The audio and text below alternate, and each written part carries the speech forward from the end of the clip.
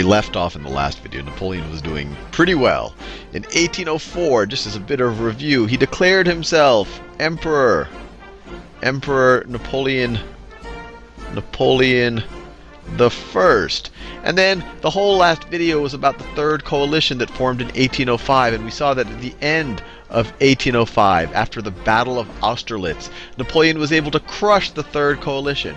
Crush the Third Coalition, which was mainly made up of Russia and Austria. And this is all review. We saw this in the last video. Russia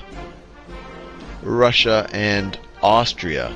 And the big byproduct of that, other than the fact that it just made everyone think, gee, this Napoleon guy, he's pretty formidable, is that it ended the Holy Roman Empire, which you remember is neither holy nor Roman nor an empire. It was really just a collection of German-speaking states, but it ended the official Holy Roman Empire. Holy Roman Empire. And Napoleon felt so good about himself at this point, especially after crushing the Austrian and Russian forces at Austerlitz, that he had the Arc de Triomphe, which if you go to Paris right now, it's one of the things you should see. He had this built, and now it's to commemorate all of the soldiers who have died for France, but it was originally built by Napoleon or it was commissioned by Napoleon to celebrate his victory at Austerlitz. So this is the Arc de, my spelling is always a little weak, but it's especially weak when I'm spelling something in French. Arc de Triomphe. And that's right there. So Napoleon was doing pretty well. Now, on the other side of the equation, you could imagine that the other major powers of Europe were kind of licking their wounds. They weren't sure what was going on, and they were starting to feel threatened. And in particular, this guy started to feel especially threatened. This is Frederick.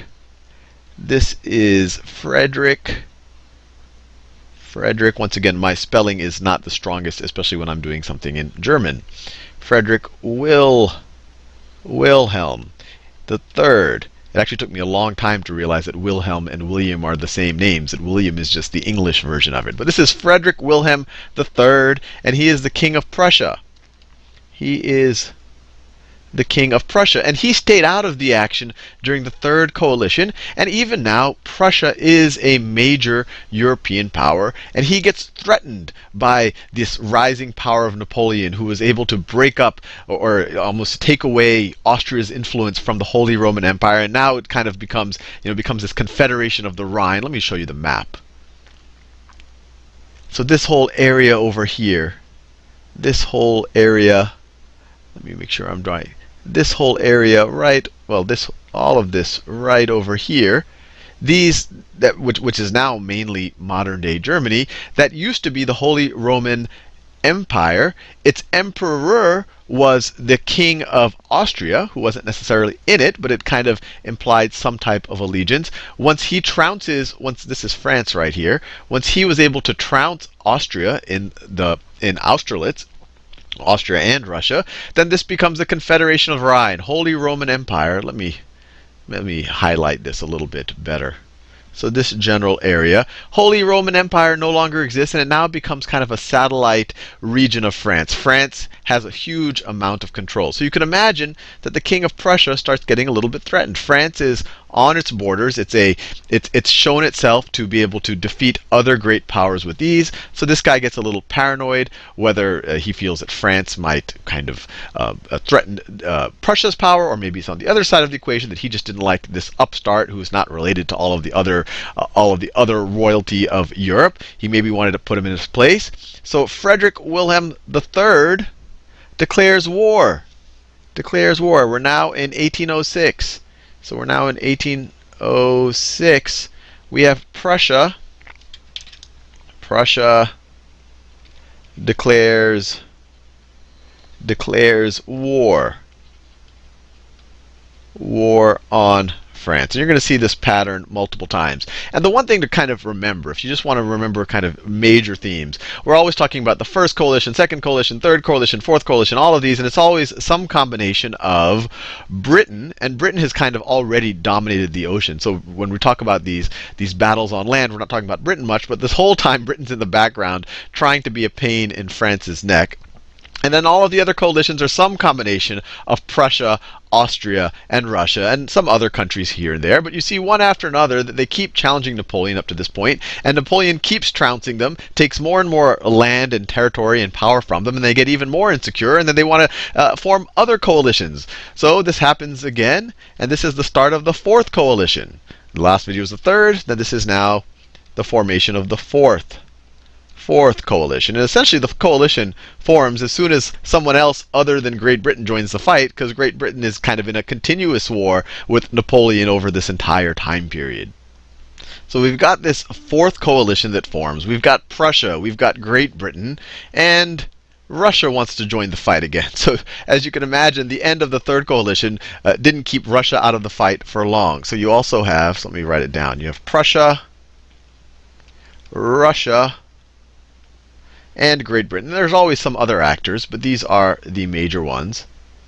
Great Britain. And it was kind of silly on the part of Prussia, because Prussia would have been in a much better situation if it had helped the third coalition. Maybe that would have changed the outcome. But now they're kind of taking on Napoleon, at least initially on their own, because Russia's always kind of behind Austria or Prussia, depending which coalition you're talking about. So Prussia and Austria are always the first line of defense. In this case, in the fourth coalition, it's Prussia. And they get trounced. They get trounced in Jena Auerstedt. Let me show you where that is. So this is actually Napoleon getting the troops together at Jena Auerstedt. This right here is a charge of the French troops there. Let me write this down. This is Jena Auerstedt.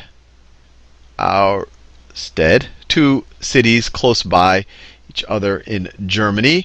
They're roughly around here. Let's see, this map is a little difficult to read, but they're roughly in that area right there. They trounce Napoleon once again. He trounces Prussia. So Prussia's just out of the way. That's in October of 1806.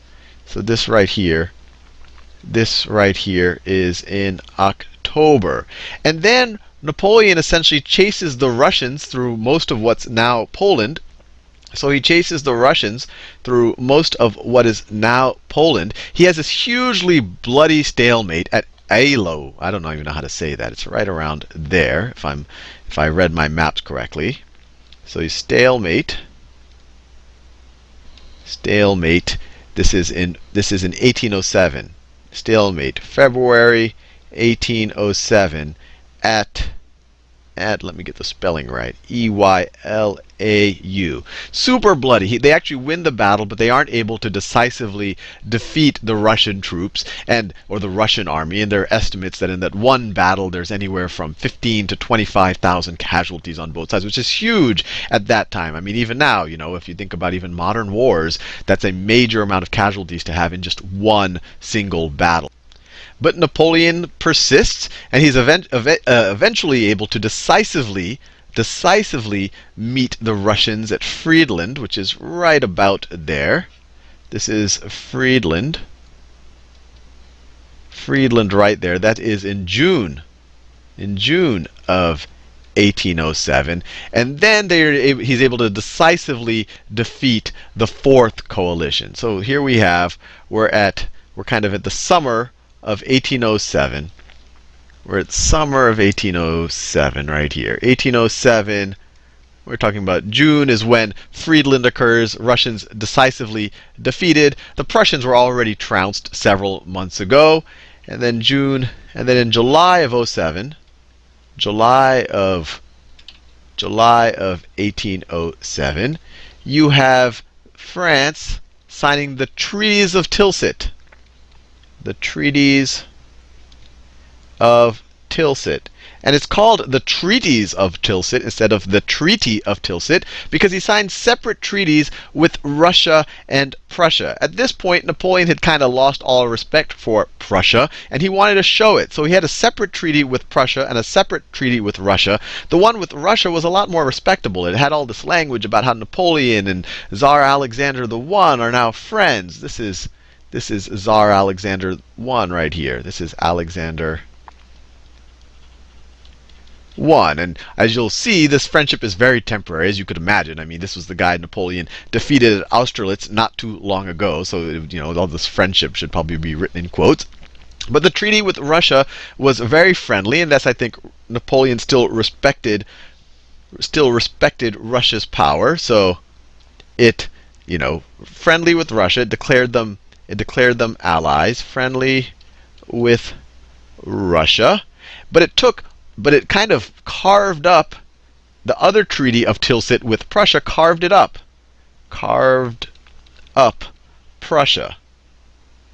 And the main thing it did, if we look at this map here, this is a map of Central Europe, or I guess the Prussia and Austria and France at the end of the Third Coalition. The main thing it did, it took the territory west of the River Elbe from Prussia. So this is the River Elbe right here. That right there is the River Elbe. The blue is Prussia after the Third Coalition. So all of this stuff gets taken away from Prussia, and most of it turns into a French satellite kingdom called the Kingdom of Westphalia. So this is part of the Prussian Treaty of Tilsit. So you have the Kingdom of Westphalia. Kingdom of Westphalia. And to really emphasize, it really is a French satellite state, and to add insult to injury to the Prussians, Napoleon puts his brother Jerome as king. So Napoleon's brother Jerome becomes king. So it really is a satellite state of France. So here at the end of this, the other powers in Europe haven't learned that this Napoleon character with his grand arm, this huge army that he's been able to raise, and his military tactics really is someone formidable to deal with. And so they keep, Third Coalition, then they lose territory, then the Fourth Coalition, then they lose even more territory. And what happens at the end of this Fourth Coalition, and actually during the Fourth Coalition, after Napoleon defeated Prussia, he realized, gee, you know what? I've either in direct control or an indirect control of a significant part of Europe. And at the same time, he knew that Britain had complete domination of the oceans. And it was this kind of rising industrial power. It was the beginning of the Industrial Revolution.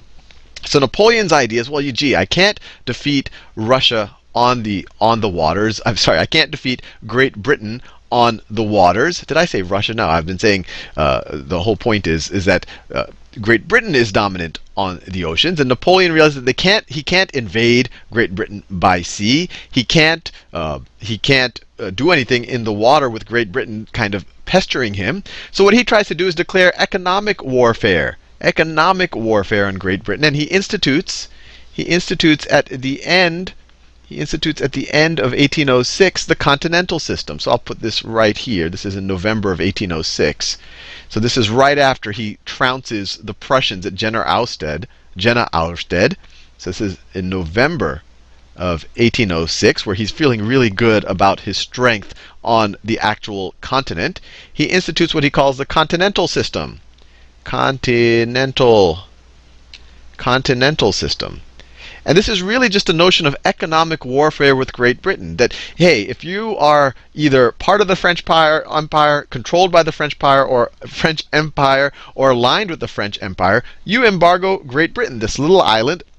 It controls the waters, but it's dependent on trade. So Napoleon's idea through this continental system is to embargo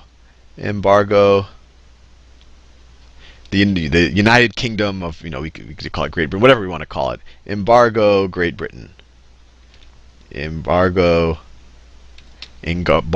Great Britain. And one thing he got out of the Russians, this was actually a huge concession because Russia was a major power at the time. He got them through the Treaty of Tilsit to also join the continental system. Join the continental. Let me write that in a color that'll actually show up. join the continental system. And in return, he also got some land, some islands, the Ionic Islands off the coast, the western coast of Greece, and some of the land off the Dalmatian coast. Let me show you right there. So this area over here. And Russia in return, and it's pretty good because Russia essentially lost the war, but in return they were allowed to do whatever they want with the Ottoman Empire. And we'll talk more about the Ottoman Empire in future videos, but if you want to have a general view of what the Ottoman Empire is, I guess the last remnant of it is what is today modern Turkey, but obviously it was an empire at that time. But Russia and the Ottoman Empire were kind of at odds with each other, so it was great for Russia to say, hey, I'm going to be able to do whatever I want with the Ottoman Empire. Because before this, Napoleon was nominally aligned with the Ottomans. So this was actually a big concession for Russia. So at the end of this, we have a situation, once again, I guess the other powers don't realize it, over and over, third coalition.